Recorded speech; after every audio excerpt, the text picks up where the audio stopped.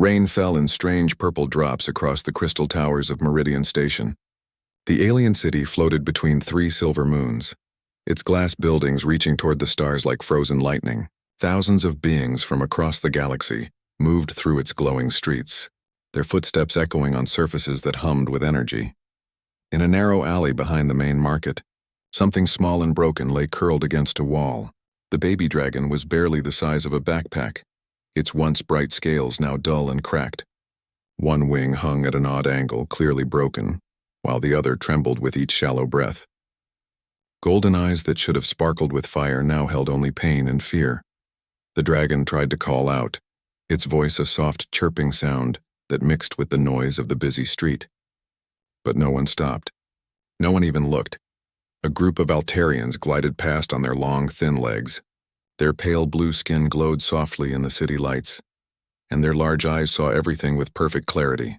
They were known throughout the galaxy for their wisdom and logic. One of them glanced down at the dragon and made a dismissive gesture with 4 fingers. "Just another pest from the outer worlds," the Altarian said in its musical voice. "These creatures breed too quickly. The city should have better pest control." The dragon's eyes followed them as they walked away. It tried to send thoughts into their minds the way dragons had always communicated with other intelligent beings. But the Altarians had learned to block such primitive methods of contact long ago. They considered telepathy messy and inefficient. Next came a pair of Borvak traders, their massive bodies covered in thick gray skin that looked like rock.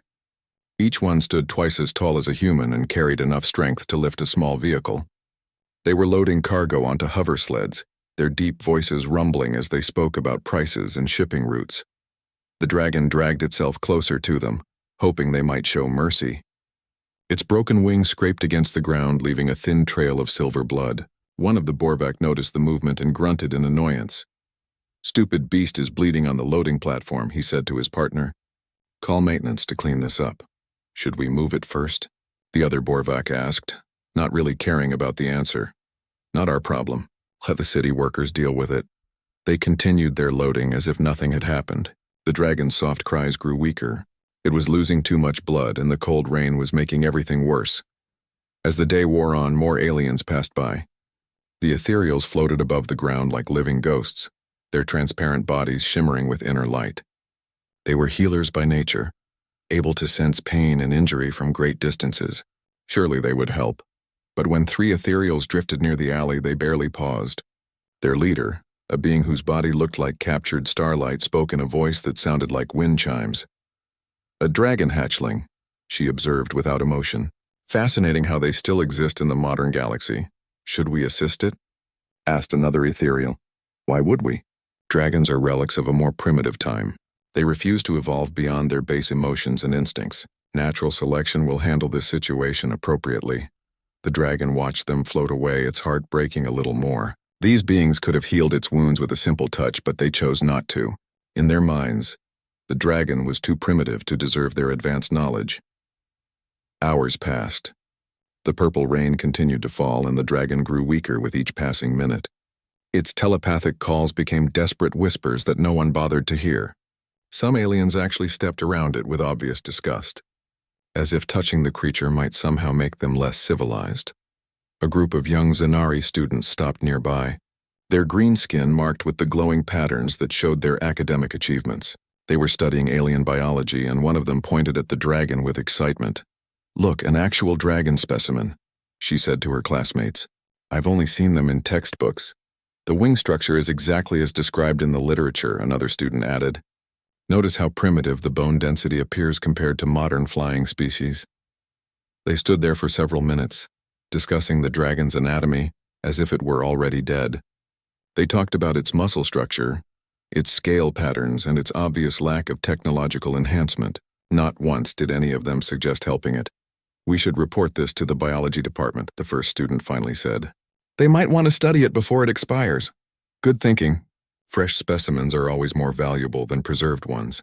They walked away, still chatting about their discovery. The dragon felt something die inside itself as it realized these beings saw it only as an object to be studied, not as a living creature in pain. As evening approached, the dragon's vision began to blur. The loss of blood and the cold rain had taken their toll. Its telepathic abilities, already weak from injury, started to fade completely. Soon it would lose consciousness, and then it would simply stop breathing. The city lights grew brighter as darkness fell, but they brought no warmth. Meridian Station was a place of incredible technology and advanced civilization, yet there was no room in it for compassion. Every species that lived here had evolved beyond such primitive emotions as sympathy and mercy. The dragon closed its golden eyes and tried to remember its mother's voice. She had been killed by poachers who wanted her scales for their magical properties. Before she died, she had managed to get her baby to an escape pod and launch it toward the nearest space station. She had hoped someone would take care of her child, but she had been wrong. This place was too advanced, too civilized to care about a single suffering creature. The dragon's mother had not understood that progress for these species meant leaving behind everything that might be considered weak or emotional. The dragon's breathing became very shallow. Its small body shivered one last time before going still. Around it, the great city continued its busy life. Millions of advanced beings going about their important business. None of them noticed that something precious was dying alone in the rain. None of them cared that an ancient species, one of the oldest and most magical in the galaxy, was about to lose another member. They had all evolved beyond caring about such things. In the distance, a ship was preparing to dock at the station. Its pilot was tired from a long journey and looking forward to some rest. He had no idea that he was about to change everything. The cargo ship Wanderer lurched slightly as it settled into Docking Bay 7. Its metal hull was scratched and dented from countless journeys across the galaxy, and several of its exterior panels showed the burn marks of meteor impacts. Inside the cockpit, Alex Reed rubbed his tired eyes and began the shutdown sequence. Traveling alone through space for weeks at a time was hard work. Alex carried supplies and equipment to remote colonies that other traders considered too dangerous or unprofitable to reach. It was not glamorous work, but it was honest, and it let him help people who really needed help. Alex was different from most humans who worked in space. While others joined big shipping companies or worked for wealthy corporations, he preferred to stay independent. He liked being able to choose his own jobs and help communities that bigger companies ignored.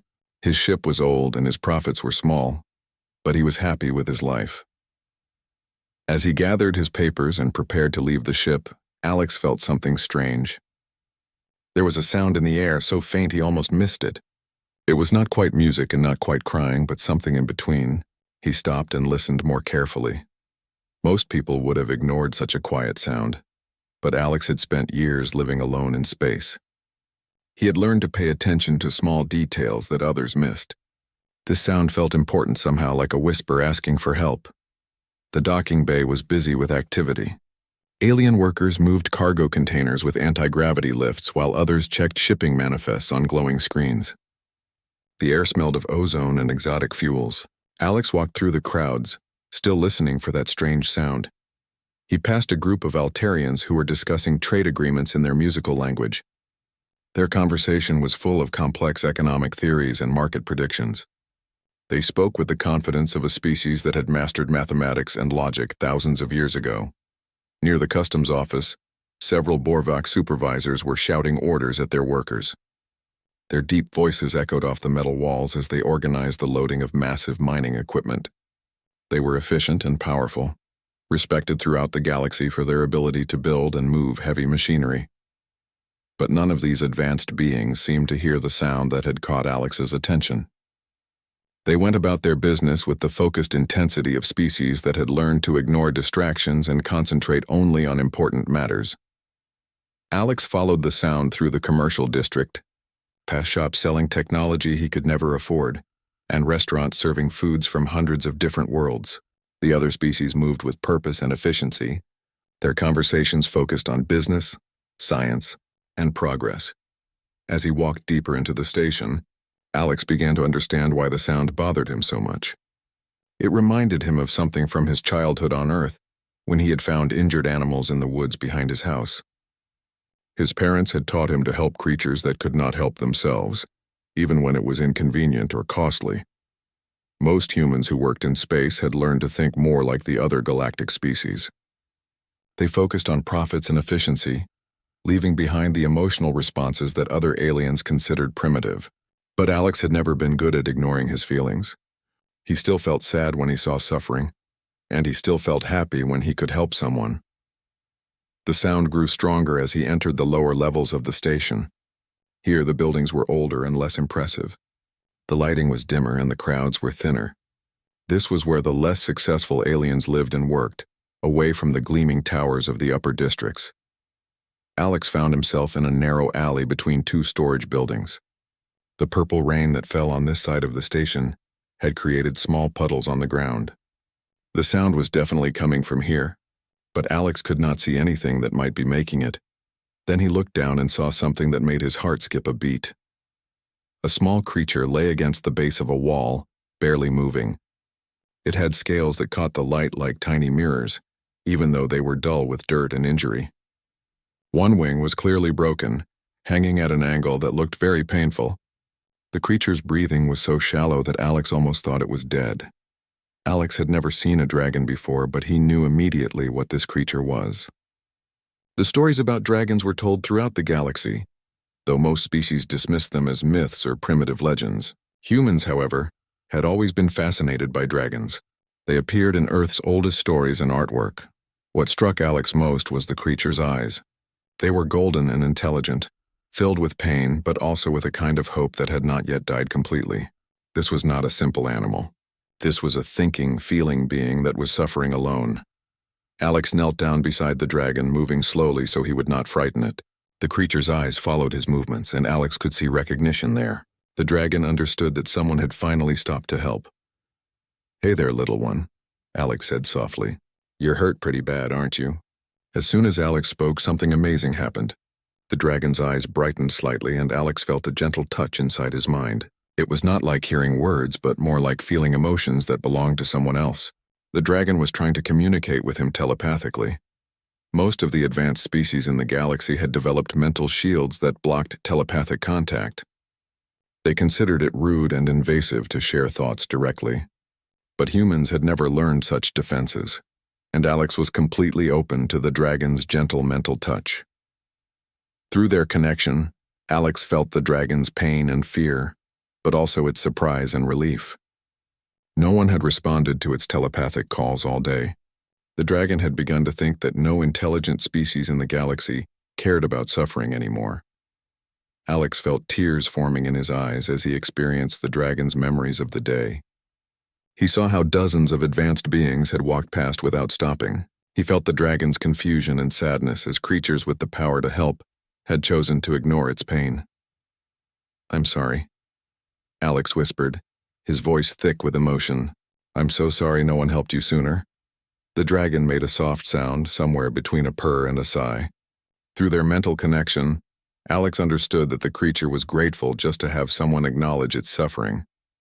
After hours of being treated like garbage, simple kindness felt like a miracle. Alex looked at the dragon's injuries with growing concern. He was not a doctor and he knew nothing about dragon anatomy, but he could see that the creature was losing blood and growing weaker by the minute. If something was not done soon, it would die right here in this alley. The human reached into his jacket and pulled out his emergency medical kit. It was designed for humans, but he hoped some of the supplies might help. He had bandages, antiseptic, and pain medication that worked on most carbon-based life forms. As Alex began to carefully clean the dragon's wounds, he felt the creature's gratitude flowing through their mental link. The dragon had expected to die alone and forgotten, but now someone was actually trying to save its life. For the first time in hours, the dragon had hope. Alex worked carefully with his medical supplies, trying not to cause the dragon any more pain. The antiseptic made the creature wince, but it did not pull away. Through their mental connection, Alex could feel the dragon's trust growing stronger with each gentle touch. The wing was the biggest problem. Alex could see that several bones were broken, and he had no idea how to fix them properly. Dragon anatomy was completely different from human anatomy, but he did his best to create a splint using materials from his medical kit. As he worked, the dragon began to share more of its thoughts with him. The mental communication was getting clearer, as if their minds were learning to work together. Alex started to understand that this was not just an animal he was helping. This creature was intelligent, maybe even more intelligent than most of the aliens he had met. The dragon's name was Ember, which in the ancient dragon language meant spark of hope. Its mother had given it that name because she believed her child would bring light to dark places. Now lying injured in this alley, Ember wondered if its mother had been wrong. Through their mental link, Ember shared the story of what had happened. Its mother had been one of the last dragons to live freely in the outer systems, far from the civilized worlds. She had built a hidden nest on a small planet where few other beings ever traveled. But dragon scales were valuable for their magical properties, and dragon eggs were worth even more. Poachers had found their hiding place and attacked while Ember was still learning to fly. The mother dragon had fought bravely, using her fire and claws to protect her child. But there had been too many enemies. In her final moments, Ember's mother had managed to get her baby into an emergency escape pod. She had programmed it to fly to the nearest space station, hoping someone would take care of her child. As the pod launched, Ember had felt its mother's love surrounding it like a warm blanket. Alex felt his own emotions mixing with Ember's memories. He saw the attack through the young dragon's eyes, felt the terror and confusion as everything familiar was destroyed. The grief hit him like a physical blow and tears ran down his cheeks. "I understand," Alex whispered. "You lost everything." Ember's golden eyes focused on Alex's face, studying this strange being who could share its pain so completely. Most creatures blocked out such intense emotions, but this human seemed to welcome them. He did not try to push away the sadness or ignore it. Instead, he let it flow through him and responded with compassion. This was something Ember had never experienced before. Dragons were naturally telepathic, but they could only form deep mental bonds with other creatures that had both intelligence and emotional depth. Most of the advanced species in the galaxy had evolved beyond strong emotions, making such connections impossible. But humans were different. They had developed advanced technology and space travel, while keeping their capacity for deep feeling. They could think logically when needed, but they could also love, grieve, and hope with an intensity that other species considered primitive. As Alex finished bandaging Ember's wounds, their mental connection deepened even further. The dragon began to share not just thoughts and memories, but actual emotions and sensations. Alex could feel what it was like to have scales instead of skin, to see colors that human eyes could not detect, to sense the magical energy that flowed through all living things. In return, Alex shared his own memories with Ember. The dragon experienced human childhood for the first time, feeling what it was like to play games and learn about the world through curiosity, rather than instinct. Ember saw Alex's home planet through human eyes, with its blue oceans and green forests that looked nothing like the harsh worlds where dragons typically lived. The sharing went deeper than either of them had expected. Alex felt Ember's natural connection to what dragons called the life force, the invisible energy that connected all living creatures throughout the universe. Through Ember's senses, Alex could feel the presence of every living thing within several miles, from the aliens walking through the station to the microscopic bacteria in the air. Ember, meanwhile, experienced human emotions in their full intensity. The dragon felt Alex's determination to help others, even when it cost him money or put him in danger. It felt his loneliness from spending so much time alone in space, and his joy when he was able to make someone's life better. Neither of them had realized that such a complete mental bond was possible. Dragons had always been able to communicate telepathically, but this was something much deeper. Their minds were actually joining together, creating a connection that was part of both of them. The bond changed them both in ways they did not yet understand. Alex found that his senses were becoming sharper. He could hear sounds that had been too quiet before, and colors seemed brighter and more vivid. Ember's magical perception was flowing into him, letting him experience the world in a completely new way. Ember was changing too. The dragon's natural magical abilities were growing stronger because of its connection to Alex's emotional intensity. Dragons drew power from deep feelings like love, loyalty, and the desire to protect others. Alex's human heart was like a battery that charged Ember's magical energy. As the hours passed, Alex continued to care for Ember with a gentleness that the dragon had never experienced from any other species. When Ember was thirsty, Alex found clean water. When the dragon felt cold, Alex took off his jacket and wrapped it around the small creature. When Ember's pain became too intense, Alex held it carefully and shared his own strength through their mental link. No one else stopped to check on them. Occasionally, an alien would glance into the alley, see the human with the dragon, and quickly walk away. Some looked disgusted, others looked confused, but none offered to help. In their minds, Alex was wasting his time on a worthless creature. But Alex did not care what they thought. For the first time since leaving Earth, he felt truly connected to another being. Ember was not just some primitive animal. The dragon was intelligent, kind, and brave. It had suffered terrible losses, but still managed to hope for something better. As the night grew darker, Alex realized he had a serious problem. Ember was too badly injured to survive without proper medical care, but he had no idea where to find a doctor who would treat a dragon. Most medical facilities in the galaxy were designed for specific species and would not accept a creature they considered dangerous or unimportant. Even more troubling, Alex had noticed security cameras in the alley. By now, the station authorities probably knew that a human was harboring a dragon. That could lead to serious legal problems, since dragons were not considered citizens of any galactic government. But as Alex looked down at Ember, sleeping peacefully in his arms, he knew he would not abandon his new friend.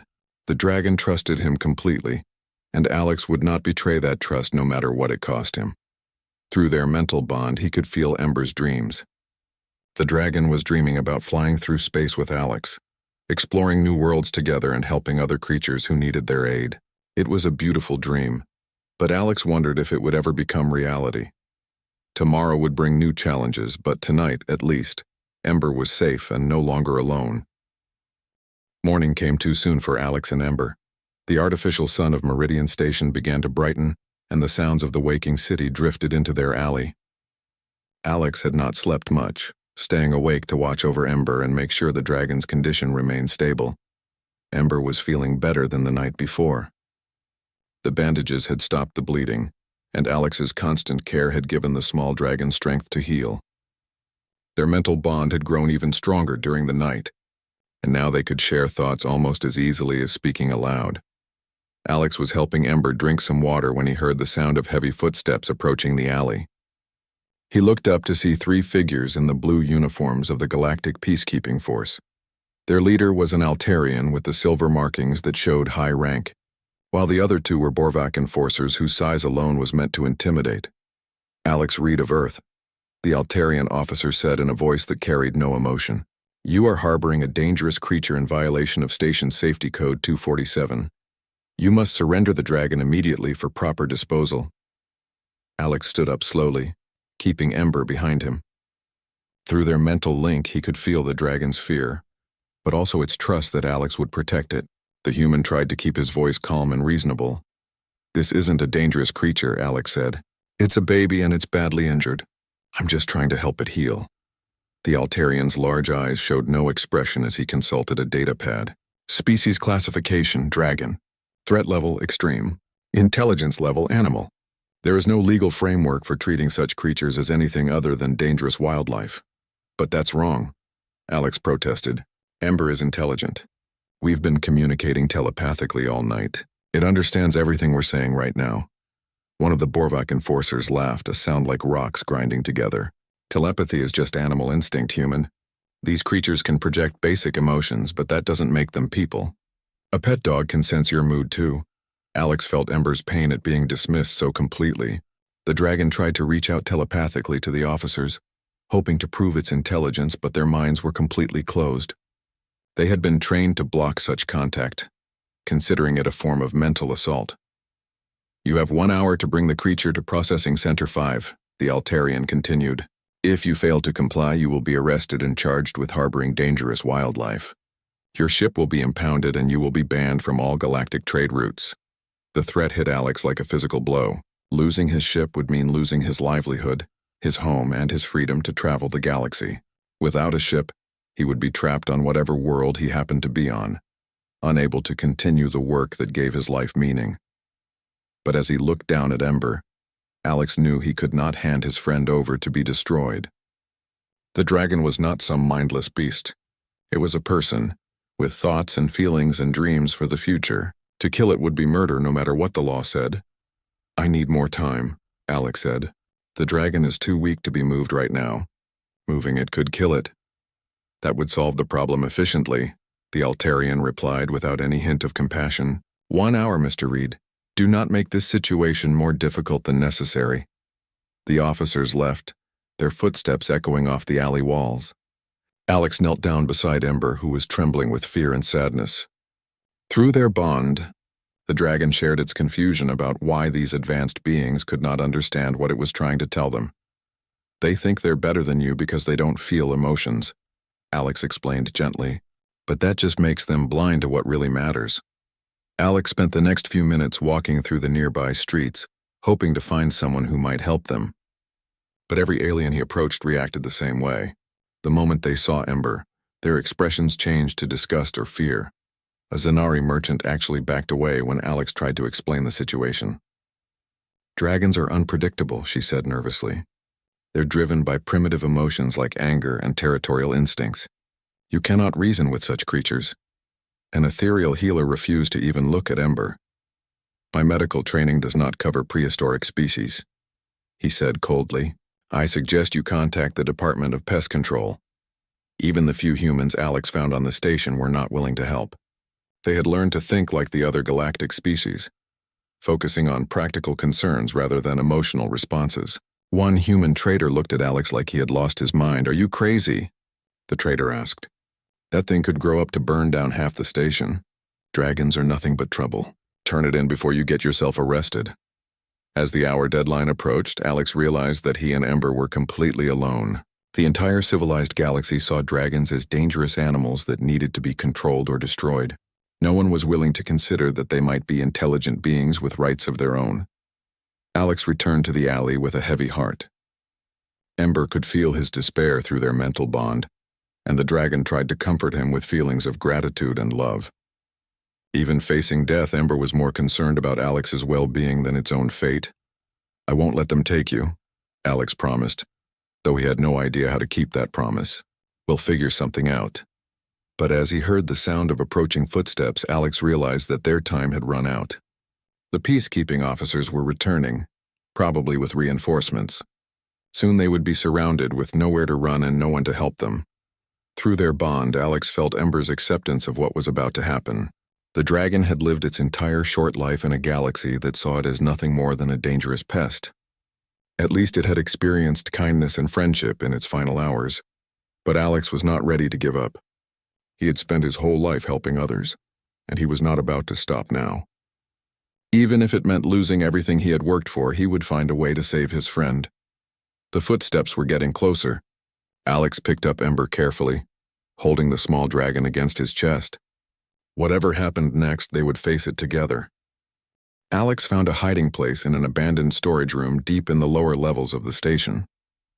The peacekeepers were searching for them, but the old maintenance tunnels were like a maze, and Alex had always been good at finding places where others would not think to look. Ember was exhausted from being moved so much, but the dragon seemed calmer now that they were away from the immediate danger. Alex made a comfortable nest out of some old packing materials and settled down to think about their situation. They could not hide forever. The station authorities would eventually find them, and when they did, both Alex and Ember would pay a terrible price. Alex would lose his freedom and Ember would lose its life. Unless something changed very soon, their story would end badly. As the hours passed, Alex found himself growing drowsy despite his worry. The stress of the day and the sleepless night before were catching up with him. He tried to stay awake, but eventually his eyes closed and he drifted into an uneasy sleep. That was when the dreams began. Through their mental bond, Alex found himself experiencing Ember's dreams, but these were not ordinary dreams. They were memories that belonged not just to Ember, but to all dragons throughout history. The young dragon carried within its mind the inherited knowledge of its entire species. Alex saw the galaxy as it had been thousands of years ago, when dragons had been one of the most advanced civilizations in known space. They had built cities that floated among the stars, powered by the same magical energy that flowed through their bodies. Their technology was not based on machines and computers, but on understanding and working with the natural forces of the universe. Dragons had been explorers and healers, using their abilities to help other species grow and develop. They had shared their knowledge freely, teaching younger civilizations how to travel between worlds and how to live in harmony with the energy that connected all living things. But as other species became more advanced, they began to see dragons differently. The magical energy that dragons used was not scientific or logical. It was based on emotions like love, compassion, and the desire to protect others. To species that valued pure logic above all else, this seemed primitive and inefficient. Slowly, dragons had been pushed to the edges of civilized space. Other species stopped asking for their help and started treating them as relics of a more primitive time. Laws were passed that classified dragons as dangerous wildlife rather than intelligent beings. Their cities were abandoned and their knowledge was forgotten. Through Ember's inherited memories, Alex experienced the sadness of an entire species watching their culture disappear. Dragons had not fought back because violence went against everything they believed in. Instead, they had retreated to remote worlds, hoping that someday the galaxy would remember what it had lost. But the dreams showed Alex something else as well. Dragons had been waiting for another species that could understand them. They needed partners who could combine logical thinking with deep emotional understanding. For thousands of years, they had searched for beings who could help them restore the balance between heart and mind that the galaxy desperately needed. In the dreams, Alex saw ancient dragon prophecies that spoke of a partnership between dragons and another species. These partners would have the intelligence to understand complex ideas, but they would also have the emotional depth to form true bonds with dragons. Together, they would bring back the knowledge that the galaxy had thrown away. Alex had never heard these prophecies before, but as he experienced them through Ember's memories, he realized they were talking about humans. His species had developed space travel and advanced technology while keeping their capacity for strong emotions. They could think logically when needed, but they could also love with an intensity that other species considered primitive. The dreams showed Alex that the bond between him and Ember was not just friendship. It was the beginning of something that could change the entire galaxy. Dragons needed humans to help them share their knowledge again, and humans needed dragons to show them deeper truths about the universe. As Alex watched these visions unfold, he felt Ember's mind touching his with growing excitement. The young dragon was beginning to understand what their partnership could mean. Together, they represented hope for both of their species, but the dreams also showed Alex something that filled him with wonder and concern. Ember was not just any dragon. The young creature carried within itself the potential for enormous power. As it grew older and its bond with Alex grew stronger, Ember would develop abilities that had not been seen in the galaxy for thousands of years. Dragons drew their power from emotional connections with other beings. The stronger the bond, the greater the power they could access. Alex's human capacity for deep feeling was like fuel for Ember's magical abilities. Their friendship was already making the young dragon stronger than it should have been at its age. In the dreams, Alex saw what Ember could become if their bond continued to grow. The dragon would be able to heal injuries that advanced medicine could not touch. It would be able to communicate across vast distances and sense the presence of life throughout entire star systems. Most importantly, it would be able to share these abilities with Alex, making both of them more than either could be alone. But with great power came great responsibility. The dream showed Alex that other forces in the galaxy would try to stop them once they realized what was happening. There were species and organizations that had invested too much in the current way of doing things to allow dragons to reclaim their place in civilized space. Alex woke from the dreams with his mind full of new knowledge and understanding. Ember was watching him with bright golden eyes, and through their bond, Alex could feel that the dragon had shared every vision with him. "You're not just a dragon," Alex whispered in amazement. "You're the beginning of something incredible." Ember made a soft trilling sound that Alex now understood was laughter. Through their mental connection, the dragon shared its amusement at how long it had taken Alex to figure out what was really happening, but their moment of understanding was interrupted by the sound of footsteps in the corridor outside their hiding place. The Peacekeepers had found them at last, and this time there would be nowhere left to run. Alex held Ember close as the footsteps grew louder. Whatever happened next, at least they now understood what they were fighting for.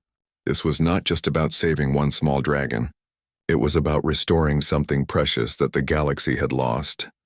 The storage room door burst open and a dozen peacekeeping officers poured inside. They had brought heavy weapons and capture nets, clearly expecting a dangerous fight. Alex stood up slowly, still holding Ember in his arms, and faced them with quiet determination. "Step away from the creature, Mr. Reed," ordered the Altarian commander. "You have caused enough trouble for one day." "His name is Ember," Alex said firmly, "and I'm not letting you hurt him." The commander's expression did not change, but several of the Borvak enforcers raised their weapons. "You are outnumbered and surrounded. Do not make this situation worse with pointless heroics." Alex felt Ember trembling in his arms, not from fear, but from something else. Through their mental bond, he could sense power building inside the young dragon. The love and protection that Alex had shown was awakening abilities that had been dormant in Ember's bloodline for generations. "I know what you're thinking," Alex said to the officers. "You think Ember is just an animal and I'm just a foolish human who doesn't understand how the galaxy works. But you're wrong about both of us." The Altarian commander activated his datapad. "Mr. Reed, you are mentally compromised by prolonged exposure to dragon telepathy. This is a known psychological condition. Once we dispose of the creature, medical treatment can restore your rational thinking." That was when Ember began to sing. The sound started as a low humming in the dragon's throat, but it quickly grew into something beautiful and powerful. It was not just noise, but a form of communication that went beyond words or thoughts. The song carried with it emotions that had been locked away in dragon genetics for thousands of years. The officers stopped moving as the song washed over them. For the first time in their lives, they were experiencing feelings they had been taught to suppress. Love, compassion, joy, and wonder flowed through the air like visible light, touching every mind in the room. The Borvak enforcers lowered their weapons without thinking about it. These beings who had been bred for violence and efficiency suddenly remembered what it felt like to protect something precious, rather than destroy it. Tears began to flow down their rocky faces. The Altarian commander dropped his datapad, his logical mind overwhelmed by emotions he had not felt since childhood. Through Ember's song, he experienced what his own species had been like before they evolved beyond feeling. He remembered the joy of discovery, the satisfaction of helping others, and the simple pleasure of being alive. But the song did not stop with the officers in the room. Dragon magic was amplified by strong emotions, and Alex's fierce love for Ember was like rocket fuel for the young dragon's abilities. The song spread beyond the storage room, flowing through the corridors and ventilation systems of Meridian Station. Throughout the great city, beings who had not felt deep emotions in centuries suddenly found themselves crying, laughing, or embracing strangers. Altarian scientists stopped their experiments to marvel at the beauty of the universe they studied. Borvak workers put down their tools to help colleagues who were struggling. Ethereal healers remembered why they had wanted to help others in the first place. In the commercial district, the Zanari students who had seen Ember as nothing but a specimen suddenly understood that they had been looking at a person, not a thing. They rushed toward the lower levels, determined to help rather than study. The song even reached the station's administrator, an ancient ethereal named Vel who had not experienced emotion in over 1,000 years. In her crystal tower high above the city, she felt something she had thought was lost forever, the desire to make things better for someone other than herself. Back in the storage room, the peacekeeping officers were struggling to understand what was happening to them. Their training told them to ignore these feelings and complete their mission, but the emotions were too strong to push away. "What is this?" the Altarian commander whispered, his voice thick with wonder. "It's what you gave up when you decided feelings were primitive," Alex answered gently. "It's what makes life worth living." Ember's song began to change, becoming less about overwhelming emotion and more about communication. Through the melody, the dragon was sharing its memories and knowledge with every mind that was open to receive it. The officers saw the truth about dragon civilization, about the partnership between dragons and humans, and about what they could all become together. The Borvak enforcers were the first to understand.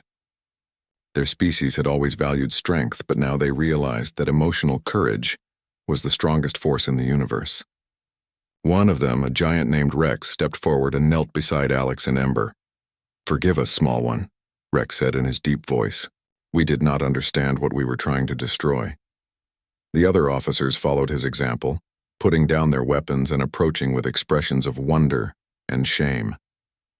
They had come here to kill something precious, and only Ember's song had stopped them from making a terrible mistake. The Altarian commander was the last to move, his logical mind still struggling to accept what he was experiencing. But finally, even he knelt before the small dragon whose song had opened his heart. "How do we fix this?" he asked. "How do we make up for the wrongs we have done?" Alex felt hope blooming in his chest. Through their bond, he could sense that Ember was as surprised as anyone by what had just happened. The young dragon had not expected its song to be so powerful, but Alex's love had given it strength beyond anything in the old stories. "We start by changing the laws," Alex said. "Dragons aren't animals to be destroyed. They're people with rights and feelings, just like everyone else." Administrator Vel appeared in the doorway, her ethereal form glowing brighter than Alex had ever seen. The ancient being looked at Ember with eyes that sparkled with tears of joy. "The laws will be changed immediately," she announced, "and not just for dragons. Any species that can demonstrate intelligence and emotional depth will be granted full citizenship rights."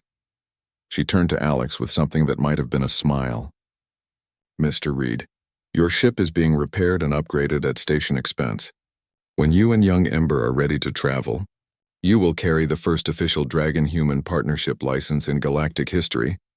Alex looked down at Ember, who was purring with contentment and exhaustion.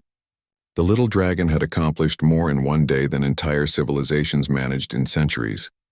But more than that, Ember had reminded the galaxy of something it had almost forgotten, that intelligence without compassion was not advancement at all, but a step backward into darkness.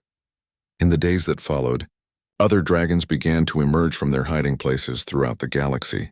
They had felt Ember's song across the vast distances of space, and they knew that the time of hiding was finally over. Each dragon sought out human partners, and together they began to rebuild the knowledge and wisdom that had been lost.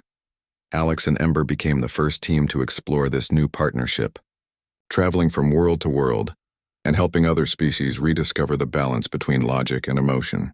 Their bond grew stronger with each adventure, proving that the greatest power in the universe was not technology or magic, but the simple act of caring for someone other than yourself. The galaxy would never be the same, and that was exactly as it should be.